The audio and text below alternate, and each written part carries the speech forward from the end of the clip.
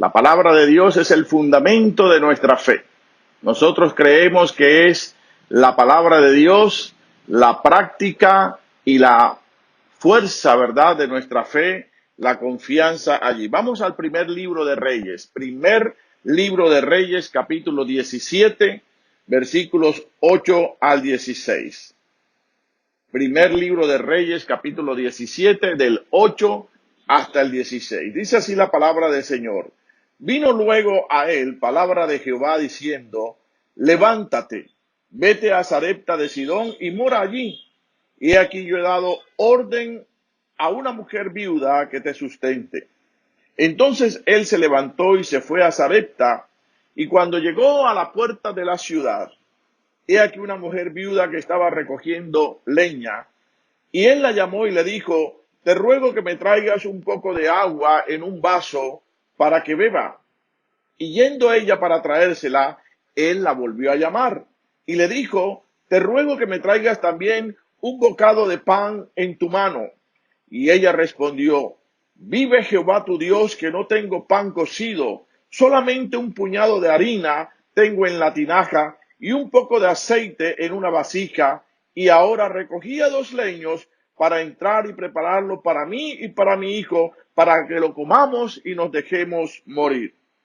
Elías le dijo, no tengas temor, ve, haz como has dicho, pero hazme a mí primero de ello una pequeña torta cocida debajo de la ceniza, y tráemela, y después hará para ti y harás para tu hijo, porque Jehová, Dios de Israel, ha dicho así, la harina de la tinaja no escaseará, ni el aceite de la vasija disminuirá, hasta el día que Jehová haga llover sobre la faz de la tierra. Entonces ella fue e hizo como le dijo Elías, y comió él y ella y su casa muchos días, y la harina de la tinaja no escaseó, y el aceite de la vasija no menguó, conforme a la palabra que Jehová había dicho por medio del profeta Elías. Recuerda que tú eres el profeta de Dios en estos tiempos. Eres la mujer de Dios también en estos tiempos. La palabra de Dios, sus promesas, sus desafíos deben estar también en tu boca. Esta historia bíblica acerca del profeta Elías, porque hay muchas facetas, muchos pasajes en la que podemos reunir en su totalidad la vida de Elías. La historia bíblica acerca del profeta Elías nos lleva a conocer a un profeta que es un hombre de Dios. Hoy hay muchos hombres y mujeres de Dios que a través de la oración, de la alabanza, de la palabra, no están haciendo otra cosa sino aportar lo espiritual para la sanidad emocional de una nación, de un pueblo, de una tierra desesperada. Elías es un hombre de Dios, lleno del respaldo de Dios. La Biblia dice que Elías oraba fervientemente en la presencia de Dios, y nada ni nadie puede encerrar el poder de la oración, el poder de la alabanza, el poder de Dios para ayudar a solucionar esta situación de pandemia y poder también traer esa sanidad emocional. Pero Elías era un hombre también, dice la Biblia, como usted y como yo. Cuando usted va a la carta de Santiago, en el capítulo 5, versículo 17, dice que Elías era un hombre sujeto a pasiones como las nuestras, pero que Elías oraba, y por eso el cielo detuvo la lluvia, y por eso el cielo en su tiempo, Dios también trajo la lluvia. Vamos a aprender de Elías. ¿Qué podemos aprender de él? Que era un hombre amenazado. Cuando Jezabel puso sobre él una amenaza, él se llenó de temores. Él se llenó de miedos, él buscó una huida. ¿Por qué? Porque Elías es como usted y como yo. Seguramente usted está en esa faceta de Elías. En esta pandemia está llena de inseguridades, está llena de temores, está llena de miedos, quiere huir, quiere escapar, quiere que esto pase pronto, quiere usted tener un poder para hacer que esto termine. Usted es como Elías. Yo soy como Elías, lleno de temores, de miedos, de huidas, de esconderse en una cueva. Tal vez estás tan deprimido, tan deprimida, que la cueva es tu cuarto, tu baño. Allí lloras, allí derramas delante del Señor un llanto que no es llanto de clamor, sino llanto de miedo, de angustia, de depresión. Persecuciones habían en Elías, amenazas habían en Elías. Y nosotros estamos pasando como Elías esas situaciones también, amenazados por la escasez, perseguidos por la situación de inseguridad, tantas cosas, el encarecimiento de las cosas que no fluyen. Hoy fuimos a un supermercado y desde la puerta ya el vigilante nos decía, si van a comprar recuerden, no hay carne fría, no hay leche, no hay huevo. Mucha gente se devolvía angustiada, afanada. Entramos que algo de lo que hay, Dios lo multiplicará, lo proveerá y nos ayudará a salir adelante en medio de esta crisis. Eso es aprender de Elías. Pero hay algo más que podemos en esta mañana mirar, es apreciar a Elías. ¿Cómo podemos apreciar al profeta? Lo podemos apreciar porque él era un hombre de fe. Y tú eres un hombre de fe, tú eres una mujer de fe. ¿Sabes una cosa? La fe es un don que Dios nos da. La fe es confianza, la fe es creer y la fe no limita el poder de Dios. En eso tenemos que confiar, que Dios no tiene su poder limitado, su poder es ilimitado. El que tiene fe, dice, para el que cree, todo le es posible, porque el poder de Dios no se puede encerrar, no se puede confinar. Este hombre era un hombre de fe, pero era un hombre también de obediencia. Y ahí sí que estamos fallando todos, ¿verdad? En la obediencia. ¿Por qué están las autoridades allí poniendo comparendos? ¿Por qué están a veces abordando cosas por desobediencia? ¿Por qué se han disparado casos en algunas regiones? Porque la gente no obedece. Y no obedecemos a la ley y a las autoridades y mucho menos obedecemos a Dios. Vivimos de espaldas a Dios, de espaldas a su palabra. Si apreciamos a Elías, lo tenemos que resaltar como un hombre de fe, pero también como un hombre de obediencia, también como un hombre que vivía en la presencia de Dios. Sabe que Elías es conocido como el profeta del fuego. Cuando él clamó, dice que fuego cayó del cielo. Y uno dice, qué maravilloso. Pues vaya a ver lo que Elías hacía. Era un hombre de oración. Oraba fervientemente en la presencia de Dios. Las iglesias que se están reuniendo en las casas, algunos que se reúnen en sus locales porque no tienen otros lugares, 8, 5, están orando fervientemente al Señor porque creemos que la oración y el poder de Dios es lo único que puede cambiar las cosas en este tiempo. No hay auxilios del gobierno, no hay ayudas de vacuna. Si la mano de Dios no se activa en fe y en obediencia a favor de esta tierra, estaba respaldado por Dios también a través de los milagros y las proezas. Elías era un hombre de milagros. Dice que Elías oró porque Dios le había dicho y el cielo detuvo la lluvia por 3 años y 6 meses. Qué tremendo milagro. Y después le está diciendo a esta viuda, haz para mí, sé una mujer de fe, sé una mujer de obediencia. Está inyectándola con lo que hay en su ADN, en su espíritu. Y dice que esta mujer por muchos días comió sin que la harina escaseara, sin que el aceite menguara, hasta el día en que Dios hizo llover. Un hombre de milagros, cuando él oró, el cielo se abrió. Cuando tú oras, el cielo se abre, el cielo derrama. Era un hombre cuyas oraciones eran escuchadas, cuyas oraciones eran respondidas. Por eso apreciamos a Elías. Igual Elías era como usted y como yo. Seguramente le daba pereza orar. Seguramente le daba pereza congregarse, pero esta pandemia nos está enseñando a valorar todo aquello que por algún momento lo teníamos como desteñido, como olvidado, como alejado, como sin responsabilidad. Y como Elías también, usted y yo tenemos las mismas posibilidades de contar con la presencia de Dios. Cuando Eliseo cogió aquel manto, dijo, ¿dónde está el Dios de Elías? Bueno, estaba con Eliseo. Y hoy a veces queremos decir así, el Dios de Pablo, el Dios de Elías, el Dios de Eliseo, el Dios de Moisés, el Dios de Gedeón. Ese es el Dios tuyo y es el Dios mío.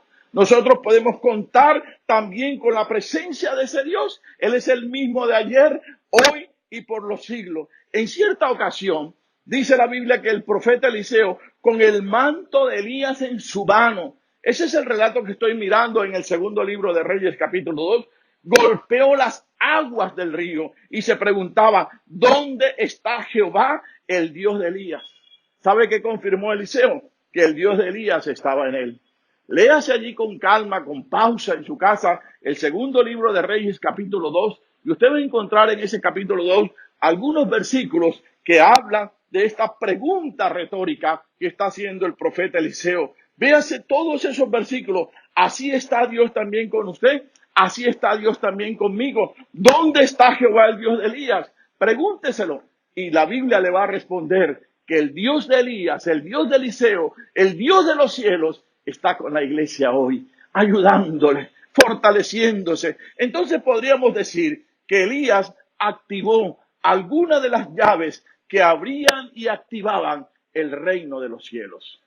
Hay llaves que activan, hay llaves que abren, hay llaves que mueven el reino de los cielos. Y voy a mencionar por lo menos 4 de las que hemos visto y que necesitamos como iglesia y como profetas de Dios y como pastores y como cristianos en el día de hoy. La primera llave que Elías activó para mover el reino de los cielos fue la llave de la fe. Necesitamos creerle a Dios, confianza en Dios, no limitar el poder de Dios. La segunda llave fue la obediencia. No podemos obedecer lo que queremos y lo que no nos gusta no obedecerlo. Alguien dijo en una ocasión, tú realmente crees de la Biblia lo que obedeces. Porque si lo que lees no lo obedeces, no lo estás creyendo y por lo tanto no lo estás confirmando. La tercera llave que activó Elías y que abría el reino de los cielos fue la declaración de la palabra de Dios. Eso sí es declaración profética. No vaya por ahí con la irresponsabilidad tocando y diciendo, yo digo, yo hablo en el nombre del Señor, cosas que Dios no ha dicho. Declare la palabra de Dios. Es la palabra de Dios la que no regresa vacía. No es mi palabra. No es lo que yo quiera. Yo tengo muchos anhelos, muchos deseos. Yo no puedo decir irresponsablemente, ya esto se terminó el coronavirus. No, no, no, no, no, no.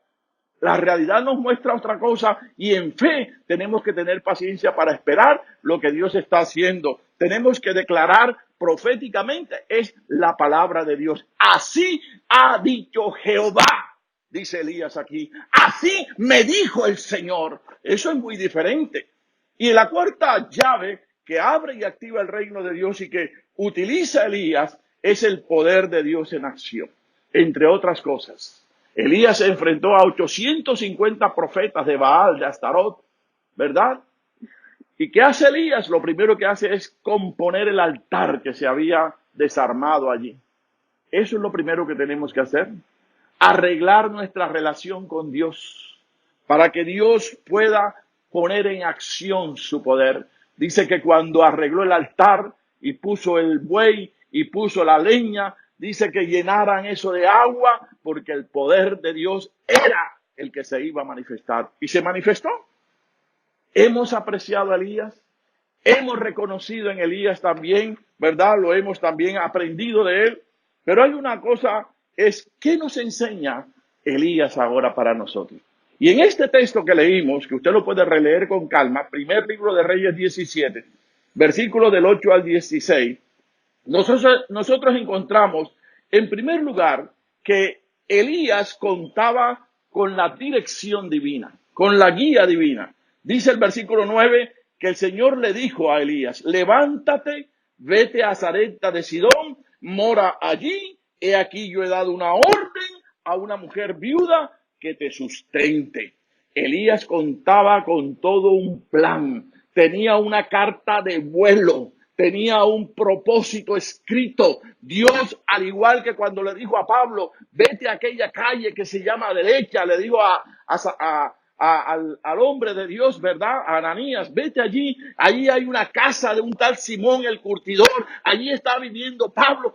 Direcciones exactas, porque cuando tú dependes de Dios, la guía divina, puedes contar con ella. Elías contaba con la providencia de Dios. Estaba como en una pandemia. No había nada que comer. Y dicen algunos en manera chistosa, Elías fue el primer hombre que comió hamburguesas, porque los cuervos le traían pan y carne. Entonces él contaba con esa providencia. El alimento se había acabado, el arroyo se había secado, pero la providencia de Dios dice, vete a Sarepta, allí hay una mujer viuda que te va a sustentar, y lo más maravilloso es que el cielo, la voz de Dios, ha dado la orden. Y Dios ha dado orden también en este tiempo de sostenernos, de sustentarnos, de bendecirnos, de acompañarnos, de darnos lo que necesitamos. Elías era probado en su fe y Elías pasó el examen. Tal vez esto para muchos de nosotros es un examen de nuestra fe, es un examen de nuestra obediencia, pero Elías confió en que el cielo había dado una orden.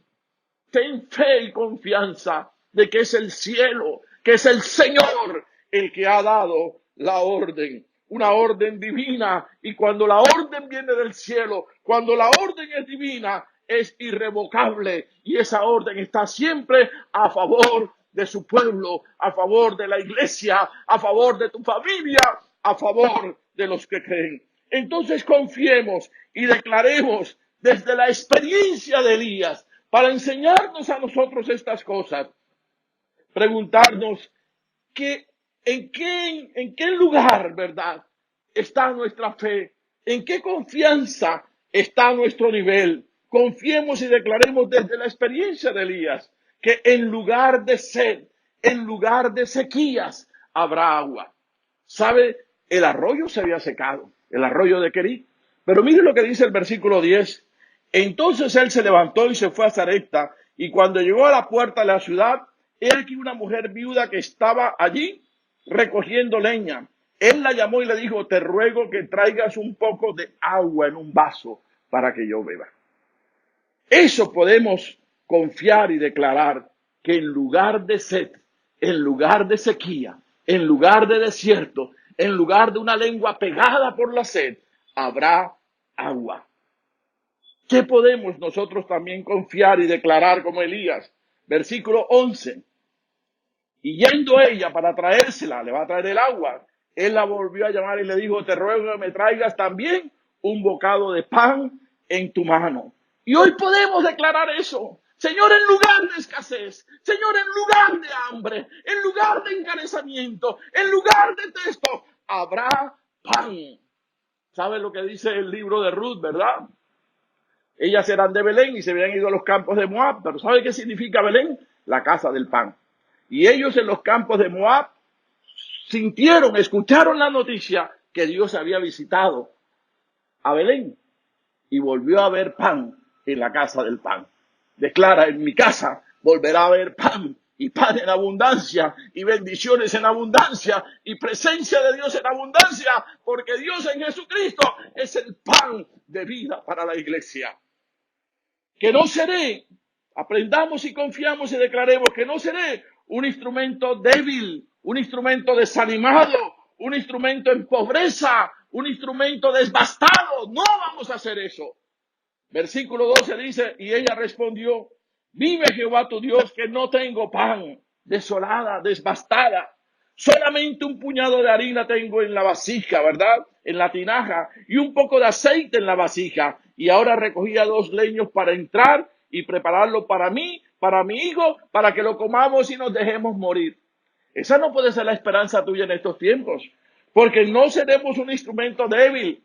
No podemos estar hablando una palabra que no viene de Dios. No podemos ser un eco de noticias negativas. Usted no puede ser un eco, lo que dicen las noticias, lo que dice el presidente. No. Nosotros tenemos que proclamar es lo que dice Dios. No puede ser un eco. Tienes que ser es la voz de Dios, campante y sonante. Tienes que ser una voz de esperanza. Tienes que ser una voz de fe. Tienes que ser una voz de ánimo. Tienes que ser una voz de abnegación. Dios tendrá la prioridad en nuestras vidas y va a aprobar nuestra fe, pero nuestra fe saldrá victoriosa. El versículo 13 dice, y Elías le dijo, no tengas temor. Esta mujer quería morirse, como muchos querrán que se solucione esto muriéndonos. Ojalá nos muramos, ojalá venga el Señor pronto. Bueno, hay mucha gente con vena apocalíptica pensando que ya el Señor viene, pero no lo sabemos. El Señor puede venir mañana, puede venir en una semana, puede venir en un mes, puede venir en 1000 años. Lo importante es que nosotros podamos vivir confiados y esperanzados. Si el Señor viene mañana, o viene en una semana, o viene en 1000 años, yo tengo que tener la esperanza que el día que el Señor me lleve, el día que el Señor venga, yo tengo una morada y una vida eterna para con Él. Fue probada la fe Y Elías le dice en el versículo 13, no tengas temor, ves y haz como has dicho, pero hazme primero a mí una pequeña torta cocida debajo de la ceniza, tráemela y después harás para ti y para tu hijo. Y este hombre que había sido probado en su fe, lanza ese ADN para que esta mujer pruebe también su fe. Tú tienes que hacer que tus hijos aprendan fe en la familia, en el hogar, en estos tiempos. Y número 4, en lugar de escasez tendremos abundancia.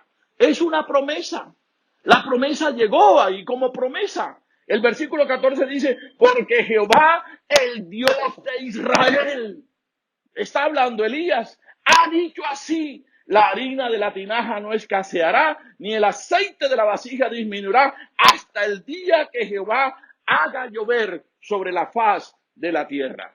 En lugar de escasez, en lugar de acaparamiento, en lugar de precios altos, el Señor tiene una promesa.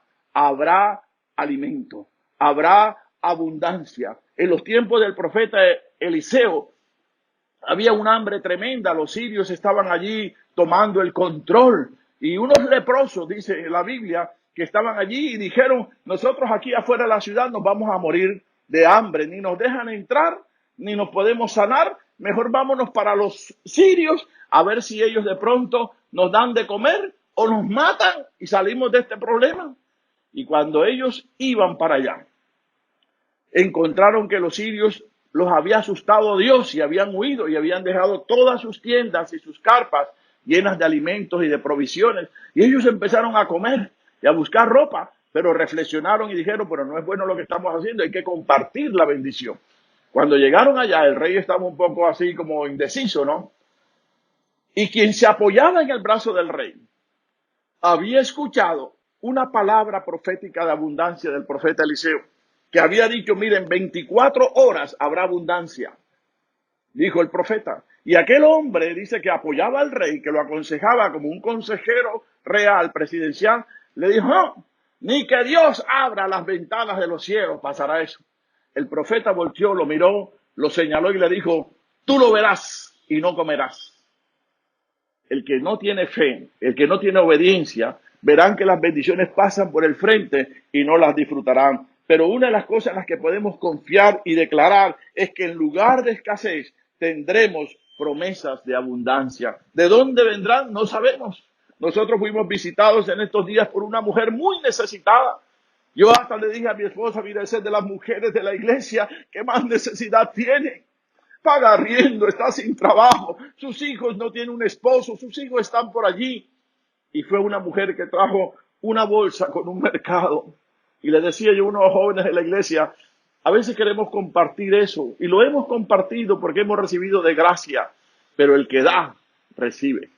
Esa es una ley infalible en la Biblia. Número 5, tenemos que decidir si queremos apreciar y declarar lo de Elías, ser una familia, ser una iglesia obediente y hospitalaria.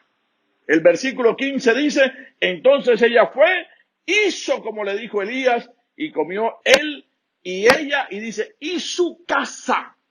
Lo que quiere decir que no era solamente su hijo. Ella tenía también otras responsabilidades, tal vez con otros criados, tal vez con otros familiares. Y comieron, dice, muchos días. Pero esta mujer nos dio algo que nosotros tenemos que confiar, declarar y aprender también. Ser obedientes y ser hospitalarios. Y con esto voy a terminar. Tenemos que disfrutar también. Y que este año que hemos declarado en la Iglesia Bautista Oredo aquí en Barranquilla, que es el año de la pasión por el Espíritu Santo, nosotros disfrutando la presencia del Espíritu Santo, también podamos disfrutar de la palabra que Él inspiró y que Él reveló. Y dice el versículo 16 para finalizar, y la harina de la tinaja no escaseó, ni el aceite de la vasija menguó, conforme a la palabra que Jehová había dicho por medio del profeta Elías. Disfruta lo que Dios ha dicho. Disfruta.